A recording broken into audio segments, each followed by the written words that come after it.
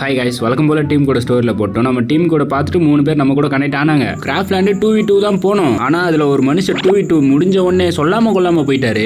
யார் தெரியுமா அந்த பிளேயரு? ரைட் சைடில் லாஸ்டா இருக்காரு ஜோரோ. அவர் தான் சொல்லாம கொள்ளாம போயிட்டாரு. அப்புறம் லெஃப்ட் சைடு இந்த கோகுல், இவர் வந்து நான் இதுக்கு முன்னாடி போட்ட டீம் கூட யூஸ் பண்ணி நம்ம கூட வந்து ப்ளே பண்ணவர். மறுபடியும் அவருக்கு எப்படி கனெக்ட் ஆச்சுன்னு தெரியல. நிறைய பேர் எனக்கு கனெக்ட் ஆகலன்னு தான் சொல்றீங்க. சரின்னு சொல்லிட்டு அவர்கிட்ட பேசிக்கிட்டேன். அவரும் பாய் சொல்லிட்டு போயிட்டாரு. அதுக்கு அடுத்த பிளேயரும் கனெக்ட் ஆயிட்டாரு. நாங்க 4 பேரும் 2v2 கிளம்பிட்டோம். ஆனா அவங்க கிட்ட சொல்லிட்டேன், ப்ரோ யார் அதிகமான கில் எடுக்கிறீங்களோ அவங்க கூட நான் 1v1 ப்ளே பண்ண போறேன் ப்ரோ அப்படின்னு சொல்லிட்டு அவங்களும் ஓகே சொல்லிட்டாங்க. அவங்க கூட மேட்சுக்கு கிளம்பிட்டேன். நான் என்ன நினைச்சேன்னா, நம்ம லெஃப்ட் சைட்ல இருந்தாருல சாசுகே ப்ரோ, அவர் தான் கில் அதிகமா அடிப்பாருன்னு நினைச்சேன். ஆனா அவர் அடிக்கல. எதனால அவர் அதிகமா கில் அடிக்கல தெரியுமா? என்னோட டீம்ல வந்துட்டாரு. பாவம் மனுஷன். நான் நினைச்சதை விட மேட்ச் நல்லாவே போச்சு. இதுதான் மேட்சோட ரிசல்ட். கில் அதிகமா அடிச்சது ASX பீம் ப்ரோ தான். சாசுகே ப்ரோவும் 7 கில் அடிச்சாரு. எனக்கு என்னமோ ஜோரோ ப்ரோ 3 கில் அடிச்சதுனால தான் சொல்லாம போயிட்டாருன்னு நினைக்கிறேன். சரி ஓகே விடுங்க. இப்ப நம்ம 1v1 கண்டென்ட் வருவோமா?